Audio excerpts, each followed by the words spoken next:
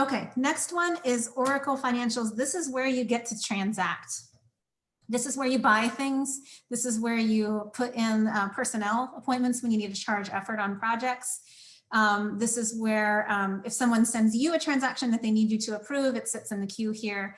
And then it also has inquiry tools that you can use kind of to look up POs. So this is what it looks like. The inquiry tools and forms are here. The requisition and purchase orders query is one of the ones that I go to most often, because this is where I'm going to be able to look up a PO and find out if it's active or pending. You put in the purchase order number here, you hit search, and you're going to get a PO come up. So you can see I had some labor distribution adjustments that I submitted, and it's telling me whether these were approved, and if so, by whom. You can also do a supplier query and request. This is really useful if you're setting up a new subaward and you need to know if Stanford has ever issued a subaward to that entity before. I mean, people like, University of California, San Francisco, they're going to be in there, but, maybe there's an institution or a vendor that you need to check. You can go into here, you do the query. The important thing to know there is if it doesn't already exist, you need to initiate that process, and there's a whole, you can request that here. There's a place where you can request it, just budget some time because that's going to take a couple weeks to turn around. So that's something that you want to check right away when you hear about a new vendor or a new subaward that might be coming through on your award. Procurement's down here. We don't really work that much in procurement except for subawards. We buy subawards as research administrators, but in terms of buying things on the projects, that's usually someone else. And then they come to us for, we're checking to see, are they allowable, allocable, reasonable, and necessary? And is there funding available on the project for us to pay for them? So there's also the gift user system. It lives here. So if you're getting a notification that your PI has gotten a gift, there's a gift processing page, and there's a dashboard here as well. So lots of, again, you would proceed through screens. You can transact your gift there. Also here, iJournals. If you need to submit an iJournal to transfer things, that happens here. It's just, you just go to new journal and you're off to the races. So lots of transactions that you can do here from OF Web as a research administrator. Fingate is, it is a repository of information that is sometimes difficult to access. So what I always tell people is, when you are looking to access information in Fingate, use Google. Don't use the Stanford, don't use their internal search. So how about here, common expenditure types. This is one that I find really useful. Commonly used expenditure types. Actually download this spreadsheet to my desktop. It's just so that when I'm working on reports, or maybe I'm looking at a requisition, I can quickly search what is that expenditure type and is it allowable on a sponsored project. So I'm nerdy enough to save that spreadsheet right on my desktop, but you can get to it here. But you can see how easy it is for Google to find the things that we need.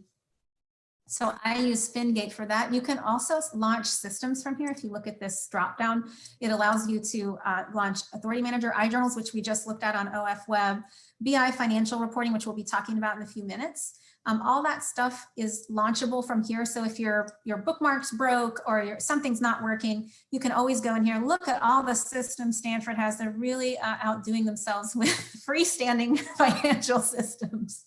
All right. Luckily, we don't use all of those, but it also has, Fingate also has a lot of training. So if you want to get in there and try to learn more about a particular kind of transaction, there is training. And again, I would just do it in combination in Google, Stanford Fingate requisition training, and then kind of go from there. So, okay, BI reporting, business intelligence. This is no transactions happen here either. This is all about reports, and it's every flavor of report that you can think of. And we are going to go over commonly used BI reports document next. But the thing to know about BI is there's the financial reporting directory, and then there's the Department of Medicine dashboard, which we created to try to help people navigate this and generate the common types of reports that we need as research administrators. The idea is to standardize reporting for faculty, for research administrators, and to try to make BI a little more navigable, because it is a bit of an intimidating looking system. This is what it looks like. This is the financial reporting directory. Tons and tons and tons of information that you can pull from here. And like I said, we'll go over that shortly. But I also want to show you just as a contrast to that, say you wanted to look at the DOM dashboard. If you go here, it's just a little easier to use. So you'll see we've got, we've boiled it down to the 5 most common tabs. And again, we'll go over this. The next session is all about the DOM dashboard, but you can see it's a little less overwhelming than what you're getting here in the directory, but lots of useful information in the directory. We'll go over that soon. But I want to just finish out by showing the faculty financial inquiry tool. If we go to individual accounts, you can actually see your orgs account too. I want to point that out. There is an org account here. So we use it most often to see if somebody hit suspense. You can see if that hit, and then you can move it. I'm going to give an example of a PI. I mean, this is a moderately successful PI. She has a couple of grants. This is our wildly successful Upi Singh, and look how many accounts she has. But all of this is drillable, and I won't do this for confidentiality reasons, but all of these buttons are drillable. You can go in and see expenditures and different tasks for a particular PI, and it's really useful when you're trying to close out a project and you need to see what commitments are sitting on the project, perhaps. You can drill down and see what POs are still open. So, all right, iLabs, I want to show that to you. This is a system that is a little bit not so intuitive. So I put Stanford iLabs here. It comes up as iLab Organizer. It's actually an outside vendor who Stanford contracts with to keep this system active. So you have to log in, kind of like your external. You can get in here. Oh, looks like I have to do more authenticating. Just give me a second here. Okay. I just want to show you guys what it looks like. So you can go here, and then I think I need to go to my profile, and then I'll get to see what labs do I have. Here are the labs I have access to, and I can click through on any of these, and then I can start to see, I can grant access to people in here, and sometimes I have to go in and approve transactions. Somebody's done some kind of shared service, and they need me to approve that on that grant it's okay to buy that service. So that's what iLabs looks like if you have a researcher who's doing lab research. And then clinical systems, we've got Encore. I don't work a lot in Encore myself.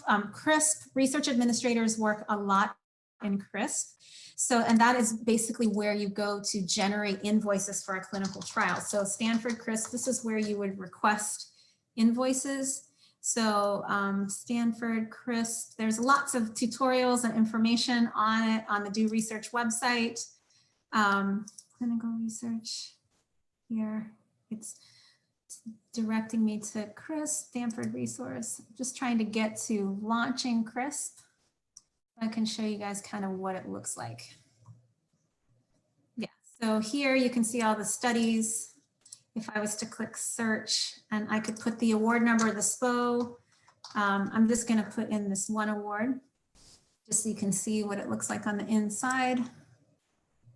It's just got a couple invoices. You can see over here if the fee schedule was entered. You can see what's going on with that invoice request. This would be something we'd be just responsible for doing. So again, we will talk about clinical a lot more when we get to that clinical section of the course.